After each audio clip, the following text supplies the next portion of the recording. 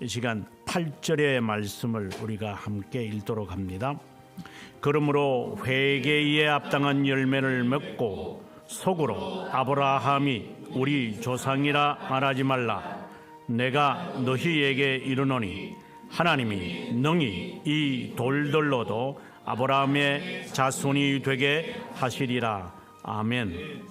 7세기에 영국은 지금처럼 이런 나라가 아니었습니다. 마치 저희 나라가 우리가 조선이라는 조선에서 대한제국을 바뀌어졌지만 있기 전에 사만사한 고조선 시대 이후에 있었던 것처럼 영국도 8세기에 이르렀을 때는 지금의 나라의 이름과는 전혀 상관없이 그들이 나누어졌습니다. 특히 동쪽 우리나라 같으면 강원도에 위치해 노썸버리아 라는 나라가 큰 나라였는데 그 나라의 왕 오스위라는 왕이 아주 유명합니다. 저희 나라의 신라에서 김무열, 문무왕 이런 사람들이 유명한 것처럼 광개토왕, 고구려 이렇게 된 것처럼 노썸버리아의 오스위는 영국의 역사에서 아주 훌륭하고 기억을 하는 왕입니다. 그 왕이 기독교를 접하고 난 다음 아이단에 의해서 기독교를 접하고 난 다음에 본래 자기가 섬기고 있는 이 종교에서 기독교로 전향해야 될 이유가 뭐냐라고 이제 선교사에게 질문을 던집니다. 코란이라고 하는 그 선지자가 그에게 대답을 합니다. 하나님이 저희 기독교, 그때 당시에 기독교는 로마 카톨릭인데 하나님이 열쇠를 주셨다. 그 열쇠를 가지고 천국에 들어갈 자에게 열어주고 닫게 할 거다. 이 이야기를 합니다. 그러면서 오스위는 그 이야기를 듣고 베드로라고 하는 사람이 예수님에게서 다시 하나님에게서 천국 열쇠를 받아서 그러면 만약에 내가 천국 가려고 할 때에 베드로가 열쇠를 가지고 있는데 열어주지 않으면 내가 지옥에 가겠네? 라고 하면서 이제 천국의 열쇠라고 하는 말이 나돌기 시작을 했습니다. 지금도 바티칸을 가보면은 교황들이 십자가를 지거나 갖고 있지 않습니다. 다 갖고 있는 것은 열쇠입니다. 왜 로만 카톨릭은 이교도인데도 열쇠라고 하는 것을 그렇게 그들이 좋아하는 것인가? 베드로가 예수님에게서 열쇠를 부여받았다고 마태복음 16장 18, 19절을 인용을 해서 1000년 동안 우러먹고 지금도 맛을 다한 것 같은데 지금도 하늘 열쇠를 베드로가 가지고 있다고 사기를 칩니다. 근데 실제로 그 사기를 당하는 사람은 이 세상에 15억 정도 됩니다. 로마 가톨릭 숫자가 그렇다 이 말입니다. 과연 베드로가 예수님에게서 열쇠를 받았는가? 마태복음 18장 18절을 인용을 해서 내가 내게 주노니 너가 땅에서 밀면 하늘에서도 밀 것이다. 땅에서 풀면 하늘에서도 풀린다 하는 이 말씀들을 인용을 해서 로마 가톨릭은 우리가 천국의 열쇠를 부여받았다고 그들은 주장합니다. 천국의 열쇠라는 의미가 뭐죠? 칼빈 선생은 기독교 강요에서 천국 열쇠에 대해서 아주 자세하게 설명을 합니다. 천국 열쇠에 대한 이야기가 시작하는 내용은 먼저 회개에 관한 이야기를 하면서 시작을 합니다. 회개와 이제 천국 열쇠가 관련이 있음을 힌트를 줍니다. 그래서 열쇠라는 것이 예수님이 베드로에게 열쇠를 주어서 땅에서 닫으면 하늘에서도 닫히고 땅에서 열어버리면 하늘에서도 열린다 라고 하는 것에 대해 주장을 그들이 하고 있음을 칼빈생은 아주 신랄하게 비판합니다. 그리고 난 다음에 4장에 가서 칼빈 선생은 이제 하늘나라의 열쇠가 무엇을 의미하는지 하면서 현대판 거짓교회, 우리들을 말하기도 하고 로만 카톨릭도 말하겠지만 현대판 교회들이 로만 카톨릭에서 억지 주장하는 열쇠를 가진 것처럼 행동하지는 않나. 제가 한국에 처음 왔을 때에 교회들마다 예배, 지금도 그렇게 하는 교회들이 있을 거예요. 통성기도 시키고 난 다음에 목사가 사죄의 선언을 하더라고요. 그래서 제가 내가 분명 그 장로교회에 왔는데 어떻게 사죄의 선언을 목사가 할 수 있느냐고. 이거 다 하는데요. 다른 교회도 뭐 하는. 저는 그때 굉장히 앞에 별이 보일 정도로 충격을 받았습니다. 목사가 사죄의 선언을 합니까? 지가 뭔데? 이는 껍데기는 프로테스탄트도 아니지. 교회라고 하면서 실제로는 이게 로만 카톨릭 사제네. 이게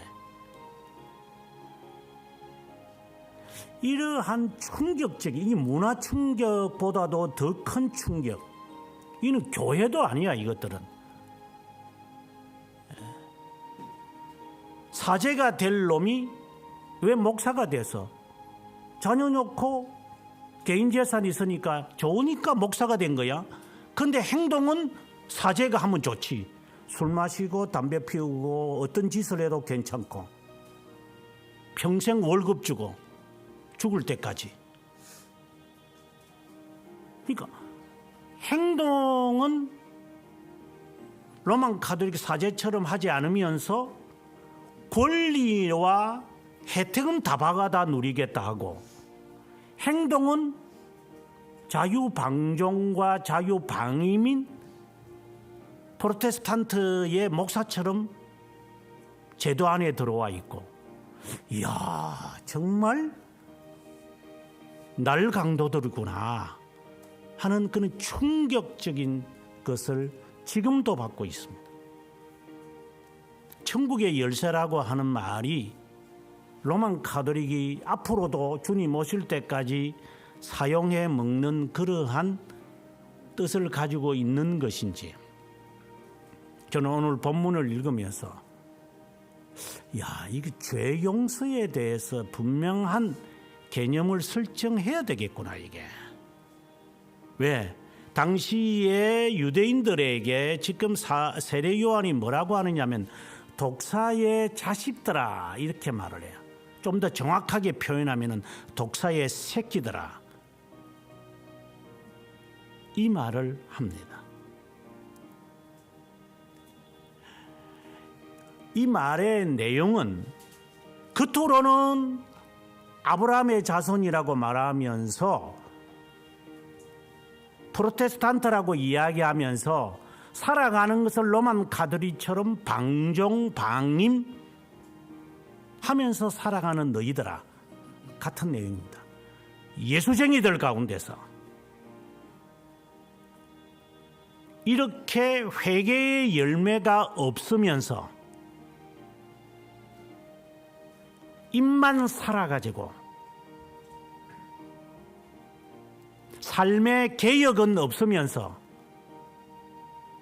예수쟁이라고 하는 자들이 우리 가운데 너무 많아서 헤아릴 필요도 없을 정도로 다가 그러니까 제가 한국 교회 역사에 관하여, 선교 역사에 관하여 방송국에서 방송을 하면서 과거에 뭐 독립협회, 뭐 윤지호, 뭐 안창호, 뭐 훌륭한 우리나라의 과거에 그 한일 투쟁을 하면서 하셨던 분들의 그 교회들이 주로 감리교회거든요.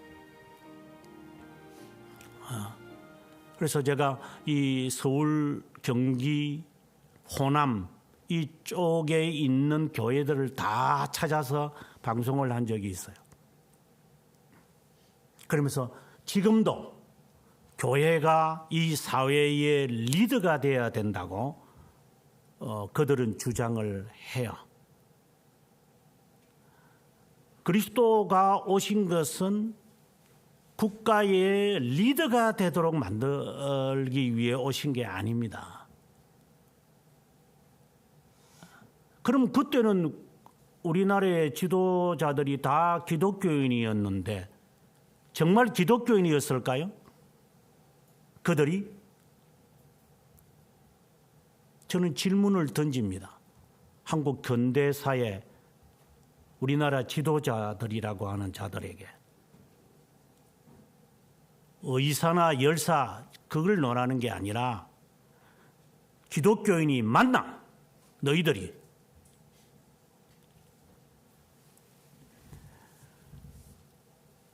우리는 1905년에 있는 을사늑약을 아주 우리는 창피스럽게 생각을 합니다.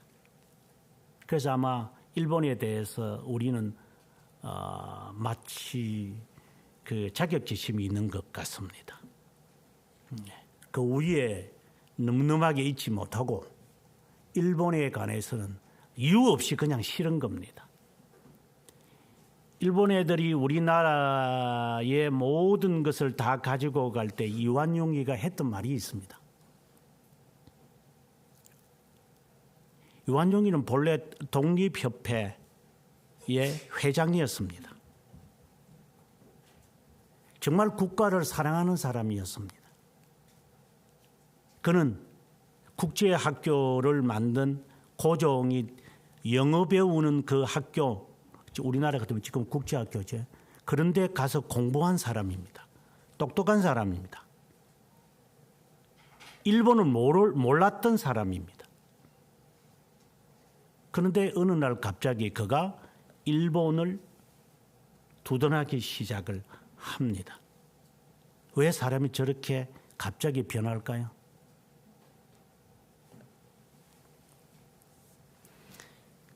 그가 고종에게 했던 말입니다. 이 세상 돌아가는 거 모릅니까? 당신은. 그때 고종이 대답을 합니다. 나는 두 가지에게 나에게 허락해 주면 내가 서명을 하마. 하나는 조선이라는 이름을 남겨달라. 또 하나는 왕이 황제, 자기가 황제니까 이 이름을 사용하게 해달라. 다시 말해서 이 국호와 그리고 내 이것 왕이라고 하는 것 존속해달라고 하는 겁니다. 저는 그 역사책을 읽으면서 저는 붕괴했습니다. 네가 죽고 이 나라 독립을 위해서 살아야지. 졸개 같은 게. 국가가 넘어가는데 조선이라는 이름이 있을 수가 있어요? 이 멍청한 인간. 그리고 네 이름이 그래 중요하냐? 고종, 순종 이 나라 망하게 됐어 이미. 오죽했으면 바보 같은 왕을 제거하겠다고 이 사람이 반일 항일에서 친일 쪽으로 바뀌어져서 이 나라까지 팔아먹겠어요. 저는 이 근대사를 보면서 이 한국 교회의 이 조선인들의 이 모습, 여러분들의 모습을 제가 보는 듯합니다. 물론 나 자신도 마찬가지고. 내 자신의 이름이 중요해요. 그리스도의 이름은 그렇게 중요하지도 않아요. 내가 죽고 그리스도의 영광이 드러나는 것이 아니라 나를 살려주시오. 나는 살려주시오. 이 나라의 지도자가 저 정도라면 조선인이 어땠을 것 같아요?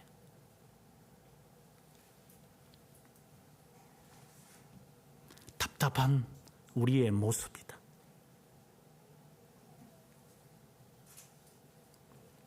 그리스도의 이름이 더 중요한 거예요? 내 이름이 더 중요한 거예요? 그런 썩어 빠진 조선인들, 국가와 민족을 위해서 재산과 생명을 바친 26살짜리 윤봉길이, 그런 사람들이 아니었으면 이 나라가 지금 존속했겠어요? 저는 멍청이 같은 놈들이 국가의 재정과 국가를 잡고 있었으니까 이 나라가 망할 나라가 되어버리고 말하지. 지금은 우리의 모습이 어떻을까? 개인의 이야기에만 치중되어 있는 이 민족을 위해서 그 수많은 사람들이 죽어야만 했을까요? 오죽했으면 이 나라를 팔아먹겠다고. 그래서 지금 같으면 한 1,000억, 1,300억인가 한 3,000억 되는 돈을 일본에게서 혜택을 받았다는데, 겉으로는 3,000억이고 지금 아마 숨겨놓은 거, 전두환이처럼 숨겨놓은 거 다 찾아내면 아마 조 이상이 되겠죠.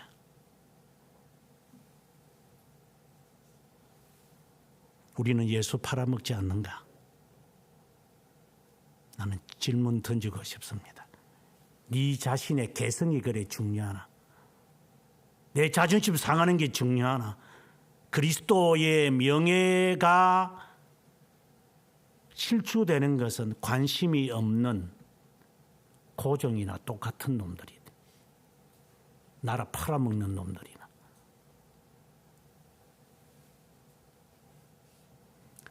왜 이러한 이야기를 제가 시작을 하느냐면,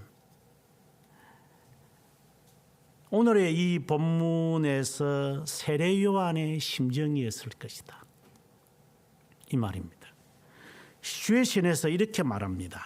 1절, 2절에서 나라가 넷으로 쪼개졌습니다. 분봉왕이라는 게 이 4분의 1이라는 겁니다. 빌라도는 유대 총독으로 예루살렘을 비롯한 그 알짜배기 지역을 다 다스리고 있었습니다. 나머지는 헤롯 왕, 헤롯 대왕이라고 그러는데, 예수님이 태어나실 때 있었던 헤롯 대왕, 그때의 아들이 오늘 여기 본문에 나오는 헤롯입니다. 갈릴리 저 좌천되어 가지고 저 변방에 한 땅덩어리 하나, 갈릴리 출신이라면 벌써 비천한, 개천에서 용나? 요한복음에 보게 되어지면 그러잖아요. 내가 메시아를 보았다 하니까 나다나엘이 나사렛에서 이 정도의 비천한 이러한 그 지역에 그는 좌천되어져서 나라를 그 하나의 4분의 1 땅덩어리 하나 그 다스리고 있었고, 그 다음에 그의 동생 필립이라고 하는 사람이 마치 이방 지역 요단강 건너편에 있는 이두메와 드라고니라는 지방의 땅덩어리 하나 그냥 겨우 세금 받으면서 먹고 사는 동생입니다. 그 다음에 루시니아라고 하는 사람이 누군지는 나타나 있지는 않습니다. 정말 중요한 땅은 이 빌라도가 다 차지하고 있습니다. 지금 여러분들이 우리나라의 경복궁의 모습을 아름답게 바라보지만, 실제로는 경복궁의 이 모습은 일제시대에는 없었습니다. 그들이 없앴다는 거죠. 말살을 해버렸기 때문에 20대 30대는 세상 천지도 모르고 아마 살아올 겁니다. 제 어릴 때만 해더라도 중앙청이라는 게 있어서 저도 그 안에 들어가서 구경해 본 적이 있습니다. 그것을 짓기 위해서 이들은 말뚝 3천 내지 5천 개를 나무를 박아가지고 그 건물을 세웠습니다. 우리는 아무것도 없었습니다. 이 나라를 마음대로 마치 본디오 빌라도가 오리지널은 저거들이 다 가져가고 변방에만 있어야 하는 그런 처사가 이렇게 되어졌던 겁니다. 그 시츄에이션은 너무나도 비참한 시츄에이션입니다. 그런데다 그것으로 끝나는 게 아니고 헤롯이라는 이 인간은 이제 자기 동생 빌립이 일찍 죽다가 보니까 그 아내 헤로디아라고 하는 사람을 지 아내로 맞이하는, 아니 죽고 난 다음에 뭐 괜찮지 않아요, 이런 개념이 아닙니다. 헤롯은 제 아내가 있습니다. 그런데 그 동생의 아내가 이쁘니까 제 아내로 다시 취한 겁니다. 그것에 대해서 세례 요한은 외치다가 결국은 헤로디아에 의해서 목침을 당합니다. 시츄에이션 자체가 굉장히 힘듭니다, 여러분. 이 자체가. 그것뿐만이 아닙니다. 2절에 가보면 안나스와 가야바, 종교를 이야기합니다. 안나스와 가야바는 로마 제국이 세운 꼭두가시 대제사장입니다.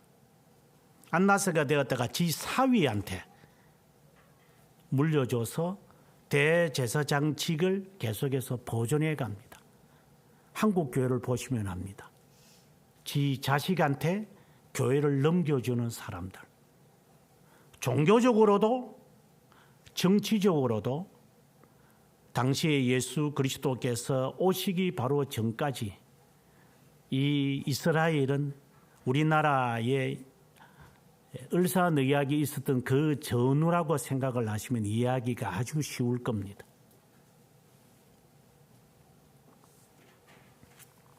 이때 요한이 이제 세례 요한을 말하죠. 요단강 부근에 와서 3절에 죄 사함을 받게 하는 회개의 세례를 선포합니다. 그래서 많은 사람들이 그 안나스에 이어서 여기에 가야바에게서 분노를 느낀 자들이 이제 광야로 와서 선지자로 여겨지는 세례 요한에게 세례를 받기 시작을 합니다. 많은 사람이 온 것 같습니다. 그때 요한이 4절, 5절, 6절에 있는 말씀을 인용을 하면서 오늘 우리가 함께 읽게 되었던 7절, 8절의 말씀을 하게 되어집니다. 4절에 보게 되어지면은 외치는 자의 소리가 있는데 이 광야에서 이 외치는 이 목소리가 있다 이 말입니다. 이 목소리. 이 말은 마치 엘리야가 광야로 가서 아합 시대에 광야로 가서 피신해 있을 때 로뎀 나무 밑에서 정말 좌절하면서 하나님이 이 나라를 버리십니까? 얼마나 많았는지 850명이라고 하는 이 바알과 아세라의 선지자들이 판치고 있었던 그 시대, 그들을 다 죽여도 여전히 존재하고 있는 이 관행과 관습, 아마 100이면 100명이 다 그렇게 시리에 빠졌을 겁니다.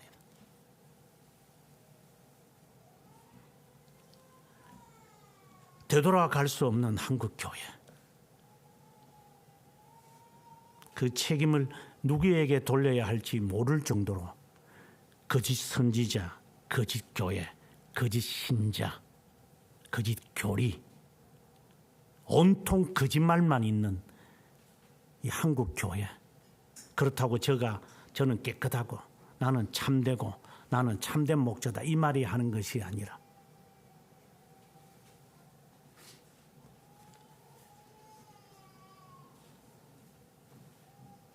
그 광야에서 엘리야를 연상시키며 외치는 목소리가 있다 이렇게 합니다.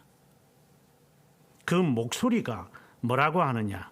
4절에 주의 길을 준비하라. 오실 길을 곧게 하라. 준비하고 바르게 하라. 라는 바로 자신을 아마 지칭하는 것 같습니다. 자신이 엘리야처럼 광야에서 자라났고 엘리야가 광야에서 자라난 것은 아니지만 우리가 누가복음 1장에 보게 되어지면 그의 출신을 이야기하잖아요.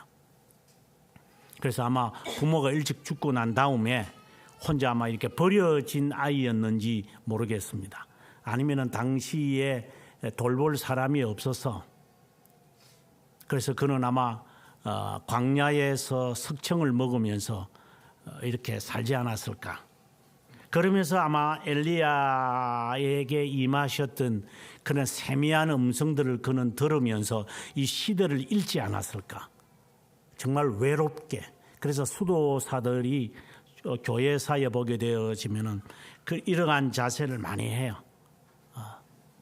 수도사들만 아니라 하더라도 기존 교회에서 쫓겨난 많은 사람들, 광야교회라는 그런 이름으로 신자들이 많이 있었는데 기존 교회에서 쫓겨나서 광야에서 호롱불을 켜들고 거지처럼 살면서 그들이 신앙을 지켜온 사람들, 무수한 사람들, 그들이 할 게 없어가지고 먹고 살아야 되니까 수공업, 장인 이런 일을 그들은 했어요. 먹고 살아야 되니까. 그런 자들을 프랑스 루이 16세는 다 내쫓아요. 꼴보기 싫으니까. 그 사람들이 네덜란드나 그 사람들이 영국이나 그 사람들이 스위스로 가서 프랑스는 쫄딱 망하고 수공업이 무너지니까 장인들이 없어져 버리니까 오히려 네덜란드가 부하게 되고 스위스가 부하게 되어지는 루이 14세가 이 나라를 말아먹은 놈이죠. 왜 그들이 그렇게 수공업을 했을까요? 먹고 살아야 되니까.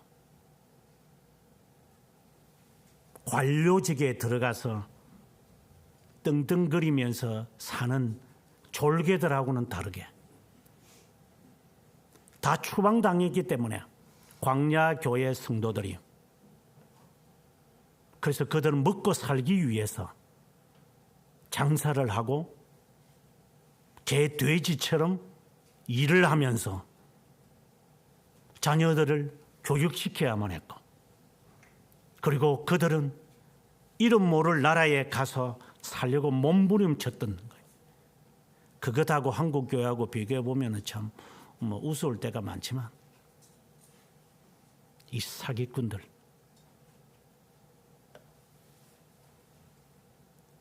여러분도 예외가 아니지만 이 조선인들도 마찬가지지만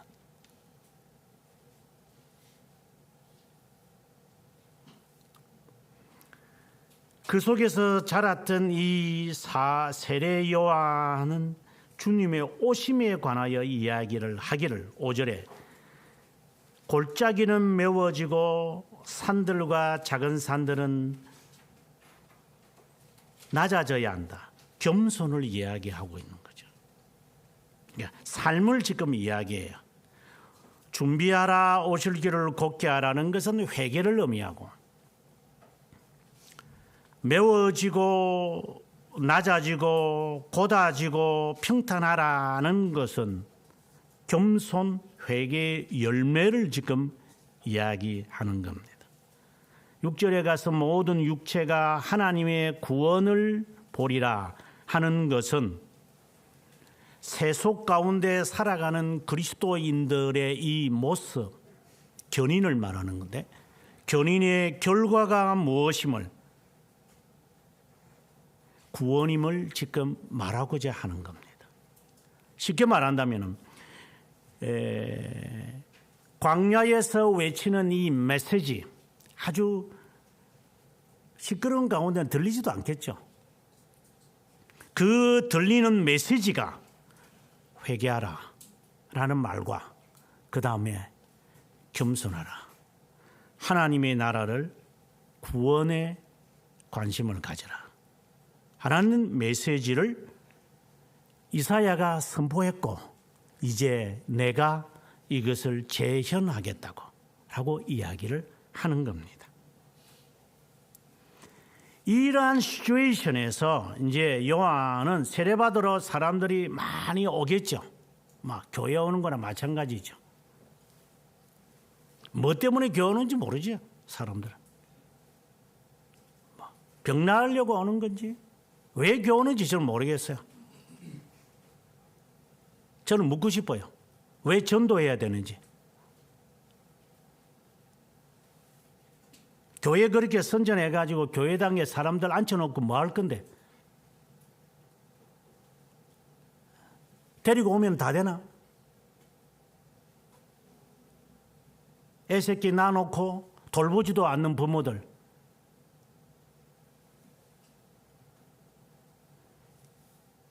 그래가지고 부르장물이 안 좋으면 이거 누구 닮아서 요랬노? 이 말 하면서 아이를 키우나? 교회에 오는 이유가 뭔가? 그리고 신앙생활을 하는 이유가 뭔가? 그것을 간파한 세례요한은 이렇게 말합니다. 세례를 받으러 나오는 무리에게 독사의 자식아, 누가 너희에게 장차 올 진노를 피하라고 하더냐. 아주 의미심장한 말을 실제로 한 겁니다. 하나님의 진노가 너희에게 임했다. 그것을 피하려고 너희들이 왔느냐, 이 말인 겁니다. 그런데 이 말씀의 의미는 이것에 그치지 않고 조금 더 깊게 들어갑니다. 하나님의 진노가 왜 임합니까? 로마서 1장에서 아주 잘 말합니다. 하나님의 진노가 어떤 자에게 임했는가? 하나님의 진노가 임해서 이렇다, 이런 게 아니고 하나님의 진노가 어떤 자들에게 머물고 있는가를 봐야만 합니다.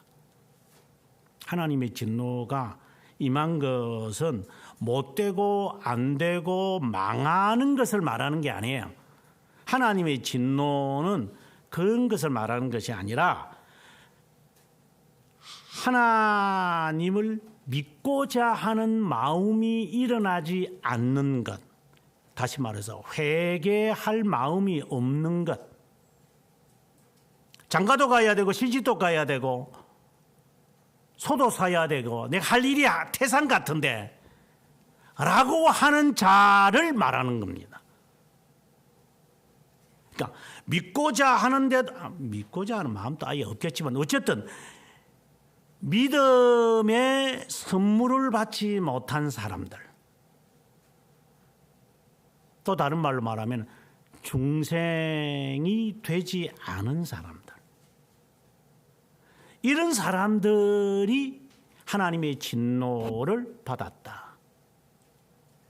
그렇다면 오늘의 말씀은 이제 그것을 그대로 이제 해석으로 들어가면은, 하나님이 너희에게 믿음을 선물로 주지 아니하다는 것을 피하려고 너희가 나에게 왔느냐?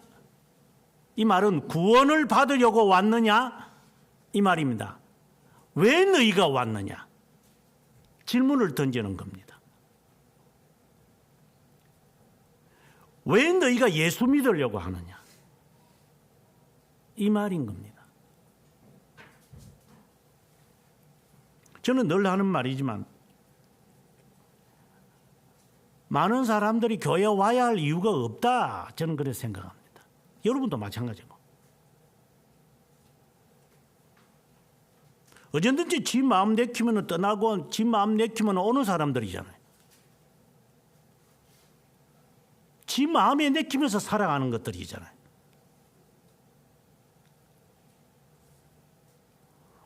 그것을 내가 어떻게 입맞추면서 살아갈까 그거예요.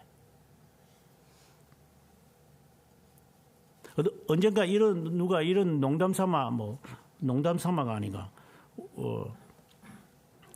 뭐 그런 일이 있을 수도 없겠지만은 만약에 목사님이 혼자 된다면은 목사님은 장가를 가실 거예요. 그래서 망할 말 좀 그만하고 그런 일이 만약에 있었다고 하자. 내가 한 사람한테서도 제가 이렇게 힘든데 또 한 명을 또 지닥거리 하라고 어이구 주여 차라리 혼자 살다가 하나님 나라 갈란다. 이런 농담 삼아 했던 말이 있었습니다. 비유 맞추는 것이 얼마나 힘든 것인지 여러분도 마찬가지일 거지. 서로의 비유를 맞추는 게 이게 얼마나 지겹고 힘든 작업인데 이게.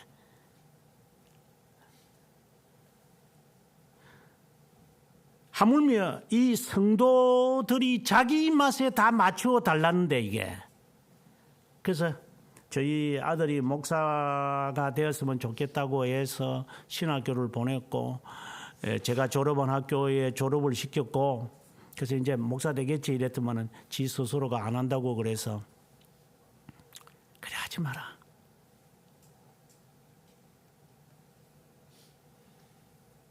치닥거리 그만해라. 내 세대로 끝나는 게 좋겠다. 그러나 그렇게 해야 되겠다는 심정이 일어나면 하지만 안 하는 것도 괜찮겠다. 내가 해보니까 33년째 해보니까 힘들다. 지치다거리 하는 것도. 캥거루 새끼 키우는 거 똑같다.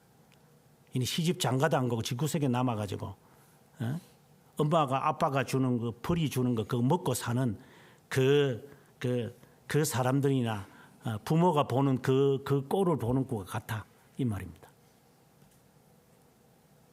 그러니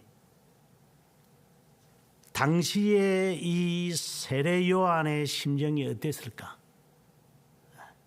교회는 드나들고 예배는 드리고 구원은 받아야 되겠고 이 사회가 이렇게 힘들고 짜증나고 그래서 너희가 찾아왔느냐?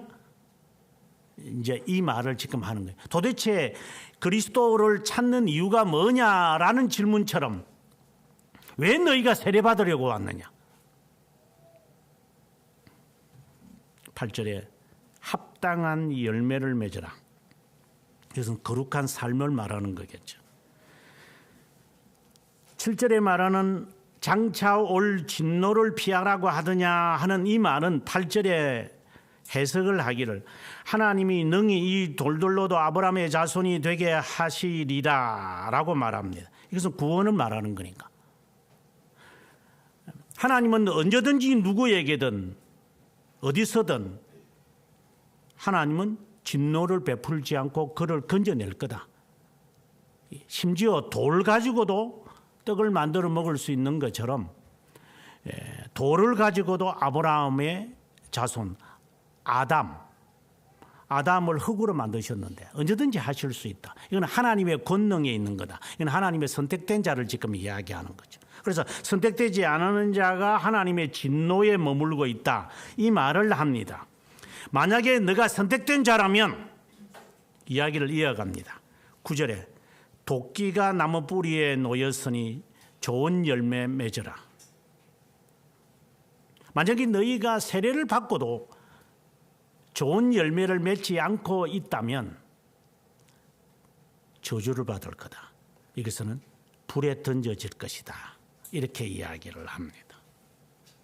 그러니 10절에 이제 모인 무리들이 아니 줄 세례는 말이야 줄 생각도 안 하고 세례는 주면 되는데 그냥 저 달라는 대로 주면 되잖아요. 그냥 물러줘 세례를 주든지 뭐. 교회 왔으면 목사가 복 빌어야지. 복 받으러 왔으니까.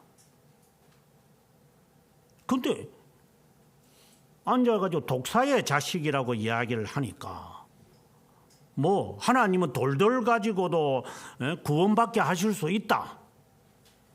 하나님의 선택된 자가 있다. 이렇게 말하니 이거야말로 진짜 우리가 속칭 골 때리는 이야기를 지금 하는 거지. 세례받으러 올 정도면 복줄 생각을 하면 되잖아. 세례 주면서 막 성부와 성자와 성령의 이름으로 세례를 주노라. 너희 죄가 사함을 받았다. 천국이 가까웠다. 이렇게 복 받으라고 하면 돼요. 그냥 그것을 위해서 우리가 교회에 왔고 그래서 목사가 있는 거니까. 그런데 11절에 세례 요한이 하는 말입니다. 옷 두 벌 있는 자는 옷 없는 자에게 주라. 이 말은 여기서 말하는 옷이라는 것은 멋있는 민국 코트를 말하는 게 아니라 여러분이 영화를 보면은 로마인들이 갑옷을 입기 전에 그 안에 그 몸빼 같은 그런 옷을 이제 무릎 이상까지 입는 하얀 옷을 볼 거예요. 그것을 지금 말해 튜닉이라고 하는데 거기서 두 벌 필요 없잖아. 속옷 두 개 입지는 않을 거니까. 뭐 추운 겨울도 아니고. 그러면 하나 필요 없잖아. 그러면 그거 다른 사람에게 줘라. 이건 정말 힘든. 아니 내가 돈 모아가지고 내 자식한테 주려고 하는데 뭐 자식에게 주는 게 잘못된 게 아니라 내가 왜 옷 두 벌 있는 걸 왜 내가 남한테 줍니까? 이거는 내 건데 내가 벌은 거고 내가 받은 거고 내 돈인데 이거 내가 왜 남에게 줍니까? 그래서 세례 요한이 너는 독사의 자식이라고 이야기하는 겁니다. 내 건데 내 인생인데. 그 다음에 12절에 세리라고 하는 사람, 이거는 돈에 환장한 사람들이죠. 세례받고자 와서요. 선생님, 우리는 무엇을 할까요? 하라고 하니까 회개에 합당한 열매를 맺으라니까 하는 말이 부과된 것 외에는 거두지 말아라. 세리들이 이런 사람이거든요. 저희 아버님이 과거에 일제시대 때 세금 거두는 사람이었어요. 그래서 오늘 아침에 잠깐 말했지만 아버님이 그 직업이 과거에 그 청년 때 그 직업을 이북에서 했기 때문에 한국에 와서도 이제 전당포 하는 것이 쉬웠어요. 고리대금업이니까. 지가 매기는 거잖아요. 세금은. 그래서 저희 모친하고 늘 싸웠어요. 당신 고리대금 하면은 자자손손 망한다. 하지 마라.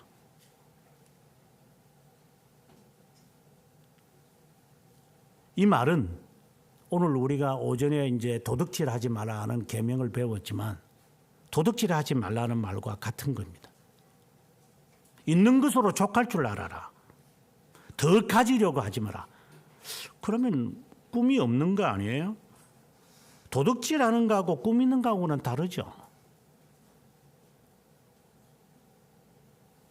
오늘의 말씀이 그것에 제한되지 않기 때문에 계속해서 14절에 가서 군인들이 와서 질문을 합니다. 우리는 무엇을 해야 됩니까?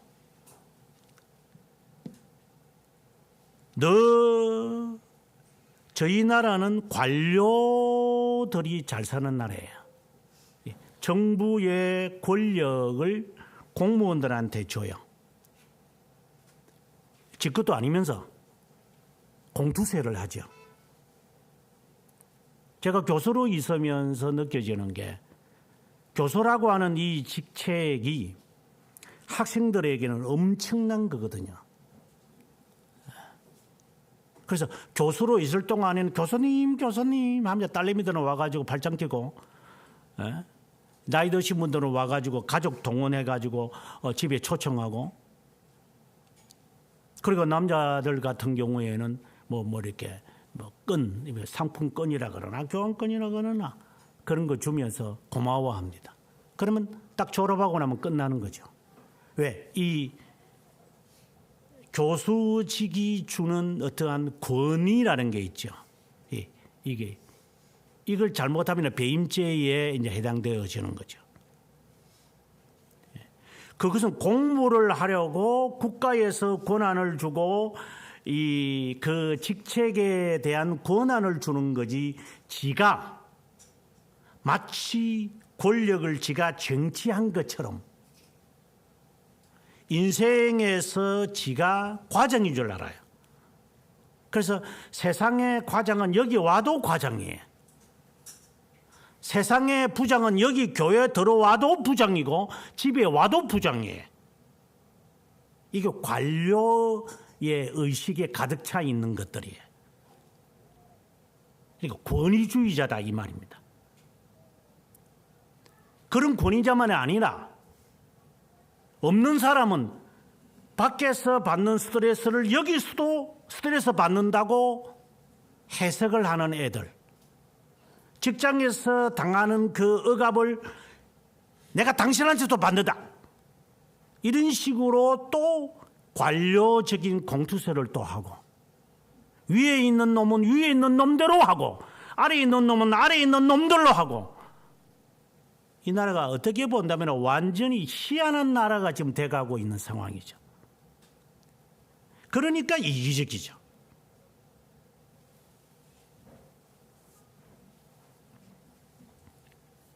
권력을 이용해 가지고 살지 말라 이 말입니다. 네가 해야 될 그 일에만 딱 하고 끝내. 그냥 그것 때문에 신봉토가 오더라도 저는 월급 받는 사람인데요, 이것에 대해서 제가 월급 받았으니까 저는 됐습니다, 그렇게 하면 살아라 이 말입니다. 이게 쉬울까? 대표적으로 무리들이 와서 하는 말과 돈의 혈안이 되어 있는 사람 말과 그리고 권력의 혈안이 되어 있는 이런 사람들이 그냥 부류는 세 번 이야기했지만 실제로 우리의 삶 전체를 말하고 있는데, 와서 회개하라는 말이잖아요. 회개하라. 그렇게 하지 말아라는 말이에요. 지금까지 제가 예수쟁이로 살아보지만 이렇게 회개의 열매를 맺어서 살아가는 사람을 저는 몇 명이나 봤을 것 같아요.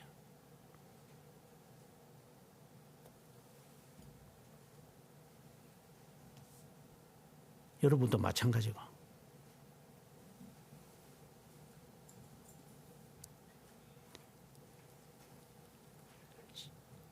제가 이 목회를 하면서 여러분들을 이렇게 이끌어 가니까 하는 척 하는 분들도 있을 거지. 안 하는 놈은 끝까지 안 하는 놈들이겠고. 고집이 보통 센 놈이 아니고, 그거는 진짜. 나중에 한번 당해봐라, 네가.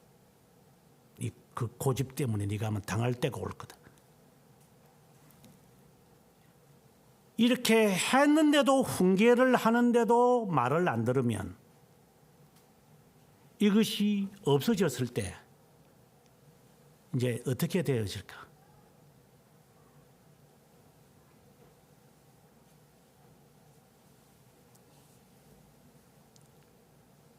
이제 16절에 가서 15절에서 백성들이 바라고 기다림으로 모든 사람이 요한을 그리스도인가 이렇게 생각을 할 정도로 하도 외치니까, 그래서 이 사람들이 지금 헷갈리는 가운데 있어요. 그때 요한이 자신의 신분을 분명하게 말합니다. 나는 물론 너희에게 세례를 주지만 나보다 능력이 많은 이는 오시는데 신발끈 풀기도 감당하지 못한다. 그는 성령과 불로 너희에게 세례를 준다. 이 말씀을 가지고 성령 운동하는 성령 세례를 헷갈리는 성결교, 감리교, 영성 운동하는 오순절파들,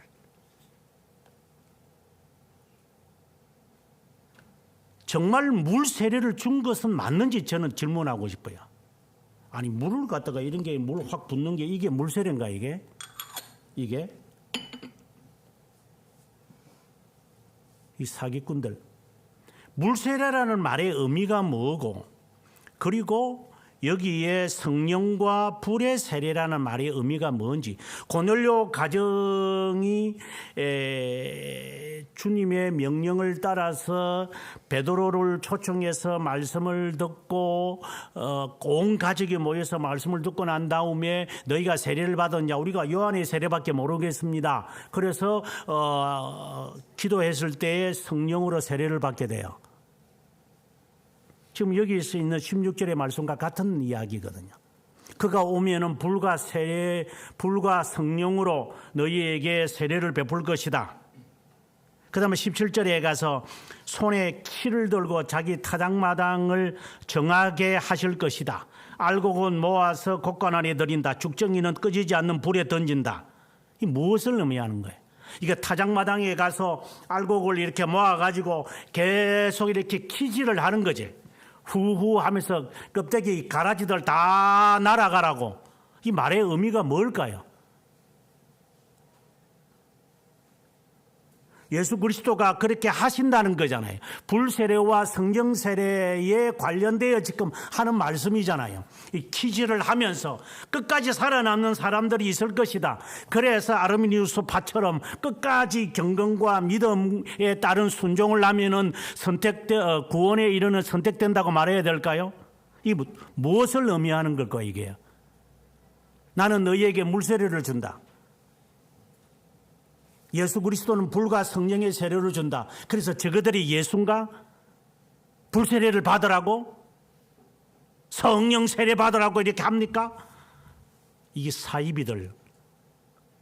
이게 무엇을 의미하는지도 저거들이 아나?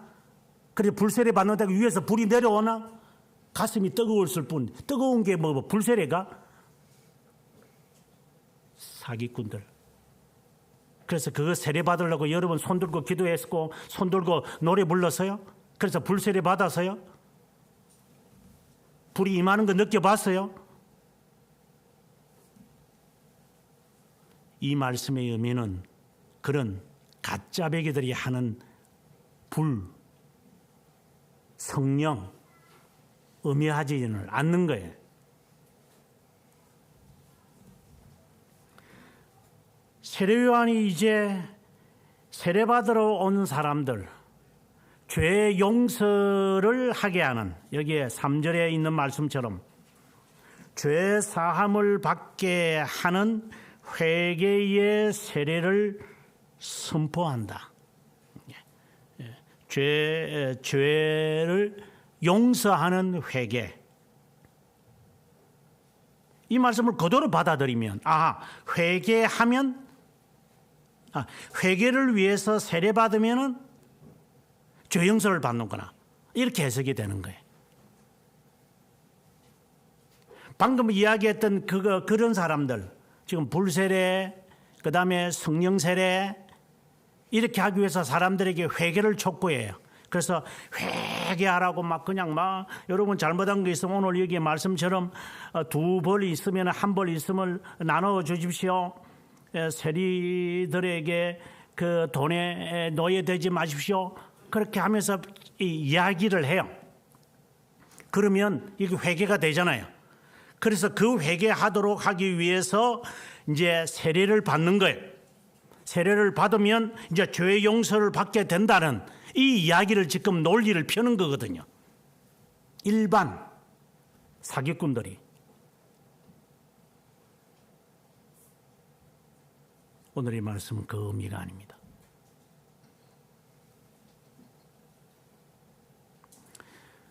예수님께서 제자들을 모아놓으시고 마지막 밤을 지낼 때 목요일이 됐는지 모르죠.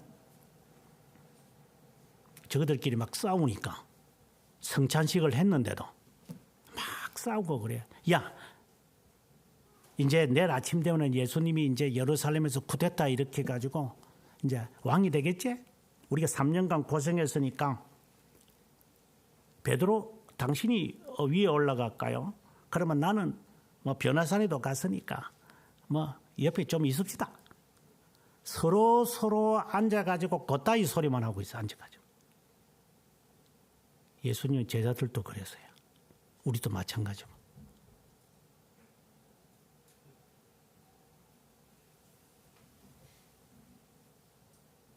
그때 주님께서 대야에 물을 떠와서 허리에 수건을 졸라매고 제자들이 발을 씻기기 시작했죠.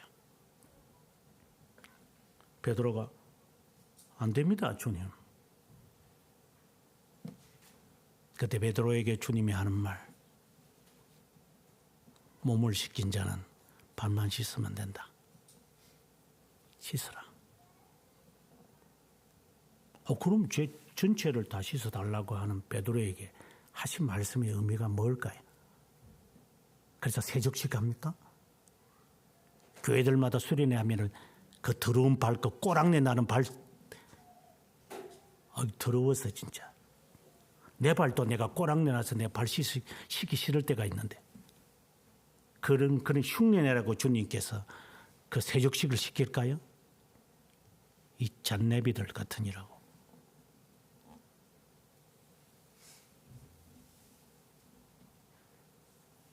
온몸을 씻은 자는 발만 씻으면 된다고. 이 개념 설정이 지금 베드로는 설정이 안 돼요. 무슨 소리지 뭐. 몸도 제대로 잘 씻지도 못하는데.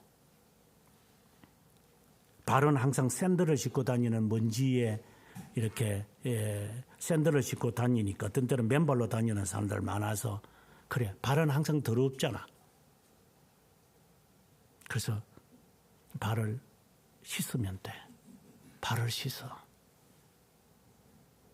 나중에 여러분들이 7장, 8장을 읽어보겠지만 예수님께서 부자 그 집에 이제 식사하러 가셨을 때 한 여인이 이렇게 눈물을 흘리면서 나도 한 근을 갖고 와서 깨뜨려서 자신의 머리카락으로 예수님의 발을 씻어요.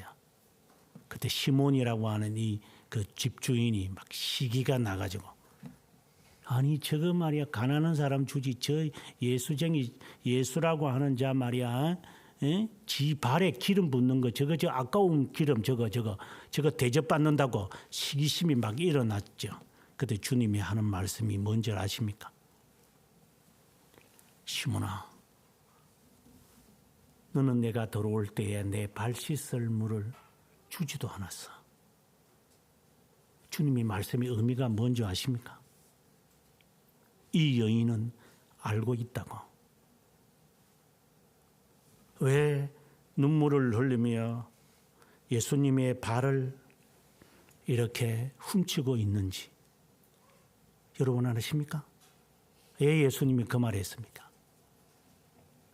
내 장사를 위한 것이다. 그래서 예수님이 뭐 죽고 나면은 뭐 썩어질 거니까 안 썩게 하기 위해서 주님께서 코팅을 시킨다. 그렇게 생각을 합니까? 왜 주님이 발 씻는 여인을 향하여서 누가 죄 용서를 많이 받았겠느냐?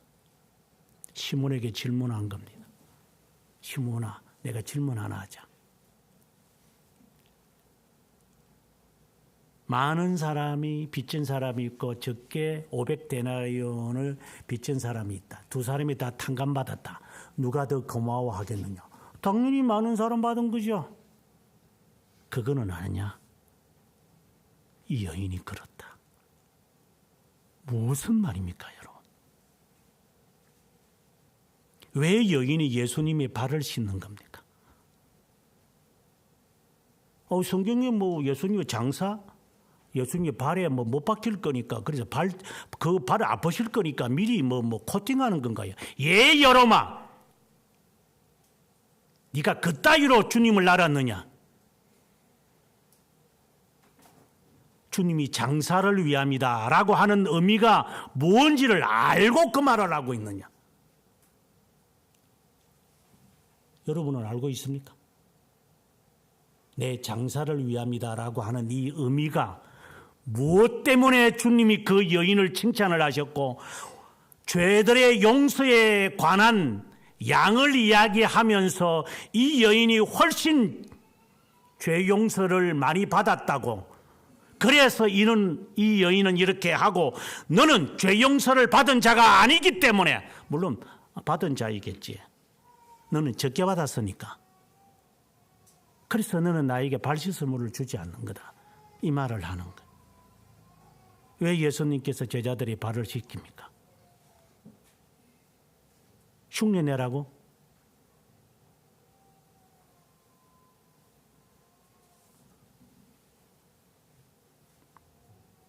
그래서 제가 여러분 발 씻으면 여러분 저를 목사님 진짜 겸손하시다, 우리 같은 목사님 없어, 여러분 저 칭찬하겠죠.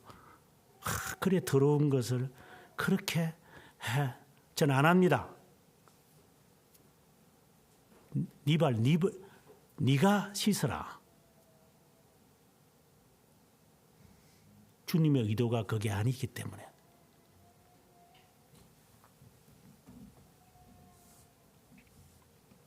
다시 오늘 본문으로 돌아옵니다. 아직 제가 여러분들에게 답을 내리지 않기 때문에 마음에 갖고 계시기 바랍니다. 3절에 다시 돌아와서 요한이 요단강 부근 각처에 와서 죄 사함을 받게 하는 회개의 세례를 전파하니, 이 말씀의 의미가 오해하지 마라 이래서요. 세례를 받으면 회개하게 되어지고 죄를 깨닫게 되겠죠. 그래서 죄 용서받게 되겠다. 그래서 회개하도록 사람들이 이제 부추기는 거죠. 그래야 죄 용서를 받을 거예요. 목적은 그거잖아요. 로마 가톨릭이 그랬으니까. 그래서 감동적인 예배를 드리죠. 왜 감동과 감화의 예배를 드려야만 합니까? 그래야지 여러분들은 회개할 거니까. 내가 죄인이구나. 그래서 내 죄를 내가 느껴서, 내가 하나님 앞에서, 내가 하나님 앞이 아니더라도 세상에서 지은 이 죄들이 내가 하나님 앞에서 용서받으려고 다 정말 내가, 그래서 좀 자극적이고 열정적이고 열광적인 이 예배, 그냥 내비뚜껑을 두들겨서라도 최고의 스피커를 만들어내서라도 나를 감화시키십시오. 웅장한 음악과 웅장한 장면을 통해서 나를 한번 감화시켜 보십시오. 죄라는 것을 깨닫게 해 주십시오. 회개하게끔 만들어 주십시오. 그래야 내가 죄 용서 받을 거니까. 이런 식으로 사람들을 나오는 거잖아요. 지금 한국 교회가 급판이잖아요. 간증을 시키는 이유도 그 때문이고, 회개시키려고 사람들. 그때 그의 대답은 뭡니까? 7절에서 하나님의 진노가 있다고 말합니다. 하나님의 진노는 선택된 자 외에 주어지는 것으로 믿음을 주지 않는 것을 말한다고 했습니다. 어떤 자에게 하나님이 믿음을 주시고 어떤 자에게 주지 않은 겁니까? 진노가 있는 자에게 하나님이 왜 믿음을 줍니까? 믿음이 있어야 회개가 되어지는데, 믿음은 선택된 자에게 주시는 하나님의 선물입니다. 선물입니다. 이것은 그리스도와 그리스도의 공로를 내가 인정하는 겁니다. 인정하는 겁니다. 그리스도와 그리스도의 공로를 인정하는 겁니다. 다시 말합니다. 그리스도를 믿는 것에 그치는 게 아니라 그리스도와 그리스도의 공로를 인정하는 겁니다. 예수님이 우리 죄들을 용서하시려고 죽으셨습니까? 맞죠? 하지만 그 답은 정답이 아닙니다. 그리스도와 그리스도의 공로를 수용하는 겁니다.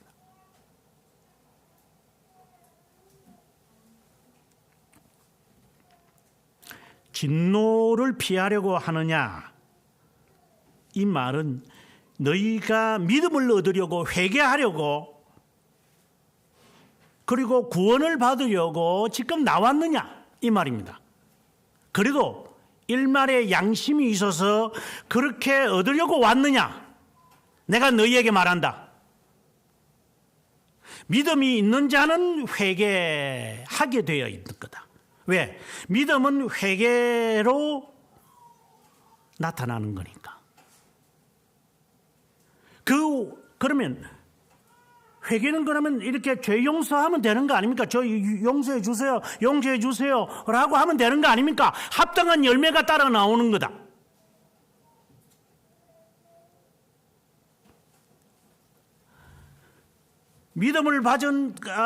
참된 믿음을 가진 자는 회개가 자연스럽게 참된 회개가 나오는 것이고, 참된 회개를 가진 자는 거룩한 삶을, 이거는 절대로 바뀌어질 수가 없는 순서예요. 순서라기 이건 우리가 보는 순서고 하나님에게는 동일한 거예요.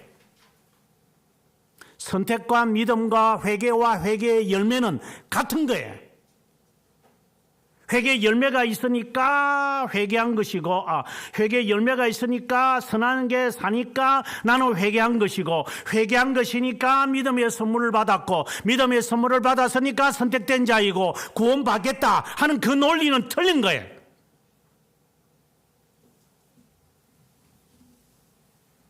호주에 가보면 사람들이 자기들은 밑에 살고 우리는 위에 산다고 생각 안 해요.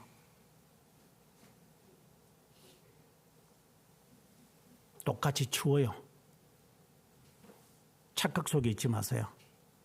적도에 사는 사람들은 옆으로 사는 사람이 아니고 똑같이, 우리처럼 똑같이 살아요.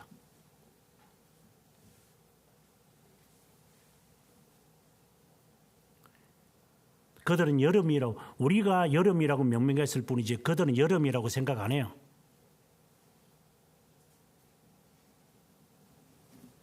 착각 속에 사는 사람들. 합당한 열매를 맺으니까 회개했으니까 믿음 있고, 믿음이 있으니까 선택된 자고 구원받는다. 이 논리는 틀렸다 이 말입니다. 그 밑에 있는 사람들 거꾸로 있지 않다는 말과 같다 이 말입니다. 다 똑같이 서 있어요. 이 말은 구원의 진리는 공이기 때문에 하나님에게는 동일하게 보인다 이 말입니다. 선택된 자가 하나님의 진노를 피하고 믿음을 선물로 받고 회개하게 되어지고, 이건 하나입니다. 하나. 회개한 사람은 합당한 열매를, 거기에 따른 합당한 열매를 맺게 되어 있고, 이 이야기를 지금 세례요한은 하고 싶은 겁니다. 이름만 목사고, 이름만 장로고, 이름만 권사, 이름만 전도사가 아니라 실제로 그리스도인이라고 하는 겁니다. 그리스도만을 믿는 게 아니라 그리스도와 그리스도의 공로, 실천을 말하는 겁니다. 그리스도가 어떻게 해서 구속사역을 일으켰는데, 구속사역을 일으켰다. 맞는 말이에요. 그건 죽음입니다. 죄 용서가 그리스도가 죽어야만 죄 용서 받는 겁니까? 하나님을 그렇게 알고 있습니까? 하나님이 영원하신 분이에요. 내가 회개하면 하나님이 그때 주기를 지울까요? 하나님을 그따위 식으로 알고 있기 때문에 아림니우스파와 같은 이 잔나비들이 한국에 판치는 겁니다.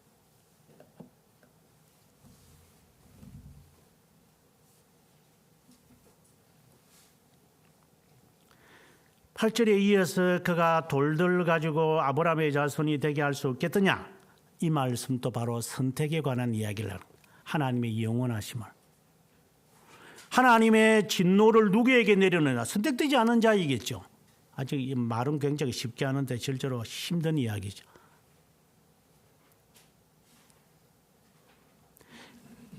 너희들이 볼 때 이거는 돌이다, 이거는 떡이다, 이렇게 하지만 하나님에게는 아무 상관이 없는 거예요. 선한 기쁨으로 하신 것이니까. 너가 그 은혜와 그것이 만극하냐, 그렇다면 선물을 받았느냐? 예. 그렇다면 두 벌 있으면 하나 나누어져라. 삶이 따라오지 않은데 회개했다고, 선택도 되었다고, 좀 너무 극단적인 이야기지만은 좀 일리가 있는 말이기는 하죠. 아니, 우리들에게 하는 말이죠. 너는 합당한 열매를 맺어야 한다. 촉구하시는 것 같아요.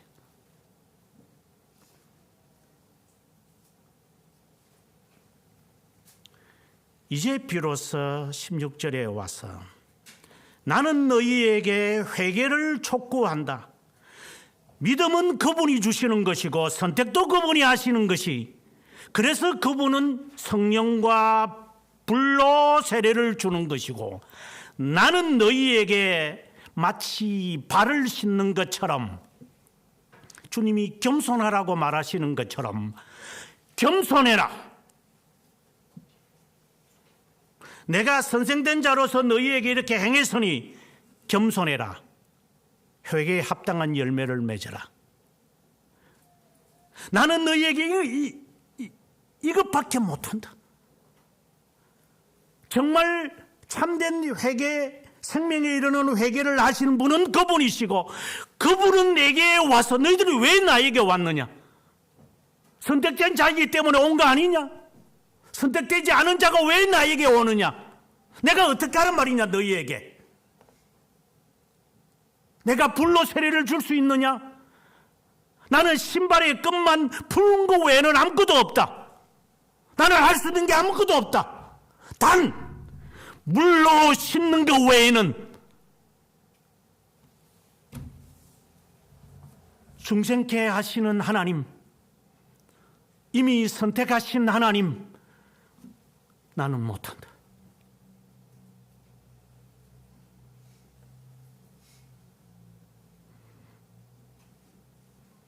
목사도 마찬가지고, 내가 여러분들에게 무엇을 할 수 있습니까? 참된 말을 해도 안 듣는데 무슨 말을 해야 합니까? 공직에 있는 사람처럼 학점을 뺄까요? 내가 할 수 있는 일은 출교밖에 더 있습니까? 교회 오지 마라. 성찬 받지 마라. 성경 읽어라. 예배에 참석해라. 공부해라. 내가 할 수 있는 일은 뭐일 수 있어요? 내가 중생시킵니까?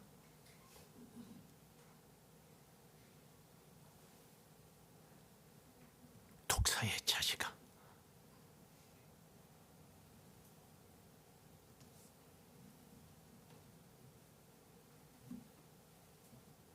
다가올 진노가 무섭냐?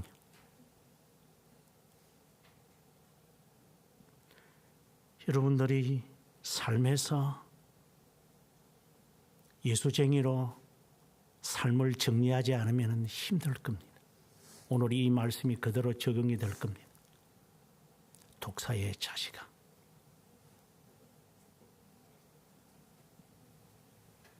두 벌이 있으면 하나 나누어줘라. 권위와 지위를 가지고 자랑하지 마라.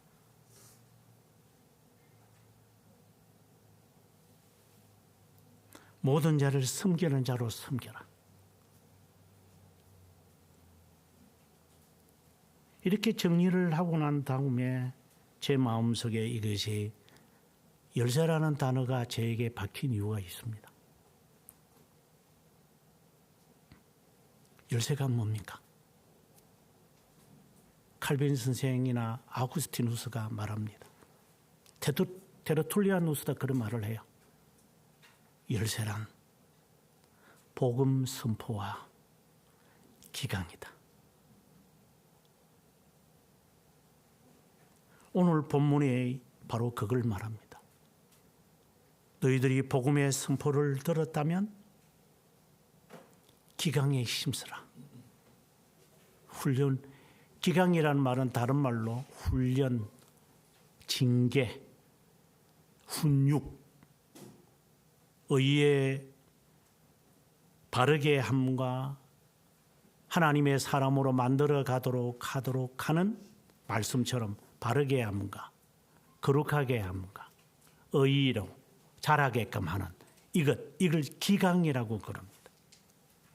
이것을 내가 너희에게 주노니 너희가 이대로 하면 하늘에서도 너희가 이렇게 하지 않으면 위에서도, 이 말은 너희가 합당한 회개의 열매를 맺으면 그것의 당연한 결과는 영생에 이르는 것이요, 회개하지 않으면, 이 기강에 힘쓰지 않으면 너희는 회개에 합당한 열매가 맺지 않으면 너희는 진노의 자식이다. 복음 선포, 교회가 해야 할 일이에요. 기강, 교회가 해야 할 일들이에요. 왜 집구석에서 부모들이 자녀 교육 안 시키고 그렇게 아무 때나 방치합니까? 부모들이. 물론 제가 화요일에도 가서 홈스쿨링을 하는 여성분들한테 강의를 하겠지만, 저는 개인적으로 왜 저를 부르는지 모르겠어요. 그러나 제 마음속에 타오르는 것이 있어요. 전혀 그렇게 교육하면 안 됩니다. 그러나 그분들의 열정은 있어요. 일반 학교에 보내지 않고 내가 아이를 가르치겠다. 그 숭고한 마음은 칭찬받을 만합니다. 학교 보내지 마십시오. 당신이 키우십시오. 저는 이것은 옳다고 봅니다. 그런데 문제는 무엇을 어떻게 키울 겁니까? 내가 바뀌기 전에는.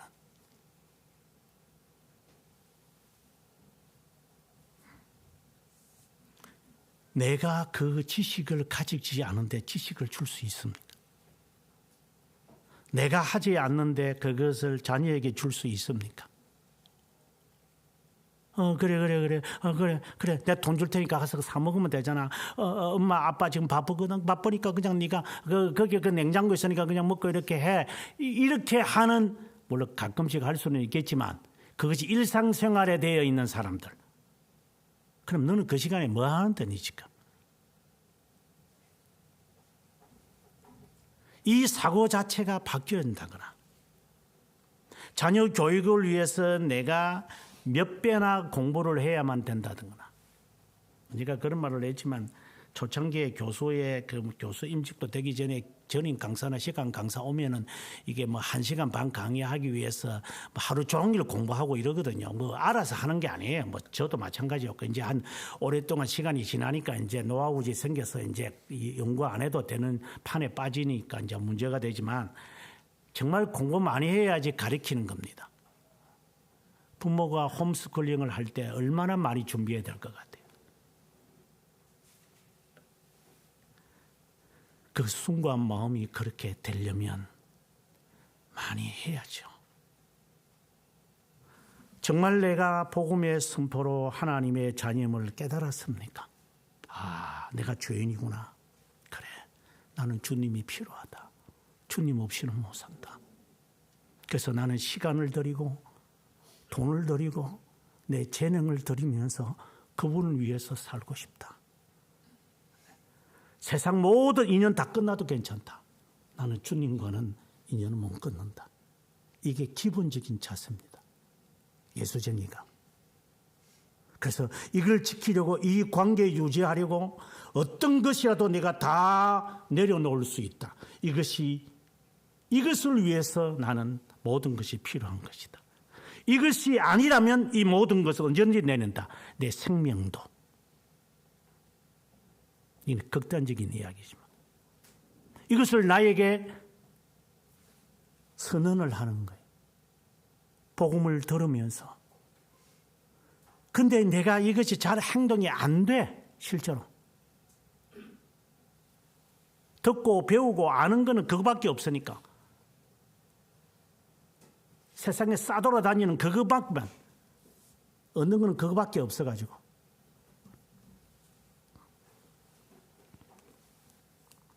어떻게 해야죠?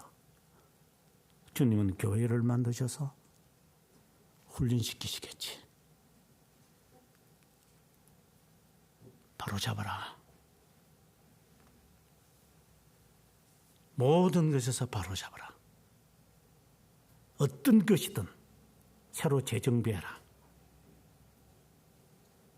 여러분들에게 지급관도 바꾸고, 진로도 바꾸고, 결혼관도 바꾸고, 인생관도 바꾸고, 가치관도 바꾸고, 역사관도 바꾸고, 모조리 바꿔야 될 겁니다. 심지어 용모, 옷차림, 어느 행사, 취미, 모든 것을 그리스도인으로 바꿔야만 이게 회개에 합당한 열매다. 하나님의 자녀로서 그렇게 살아가게 돼 있다. 이 말입니다. 왜? 그렇게 살지 않으면 그렇게 살아간 성도와 나와야 거리 차이가 너무나도 있을 것이기 때문에 고쳐야만 한다. 반드시 고쳐야만 한다.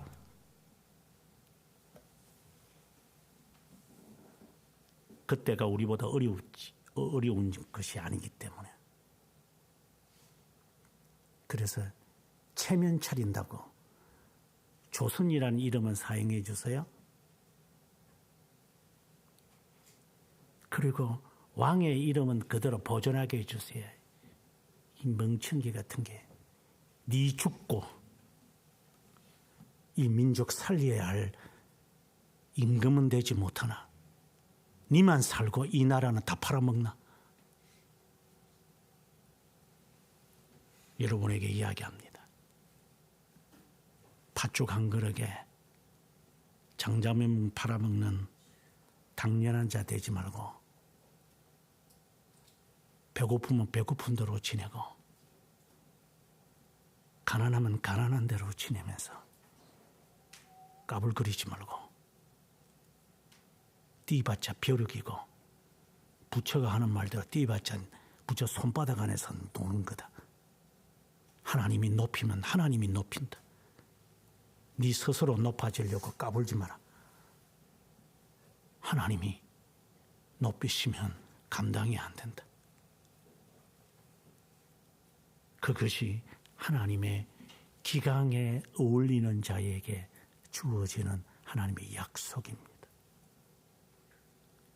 이것을 죄 사하는 권세를 가졌다고 나불대는 로만 카톨릭이나 그걸 흉내내는 교회의 목사가 있다면 저주를 받아야 됩니다. 하나님의 나라의 열쇠는 순전하게 복음을 선포하는 거고 가정을 지키는 것처럼 교회는 성도들의 삶을 훈련시키는 것이 교회라면 그것이 싫다고 한다면 너는 신자의 자격이 없는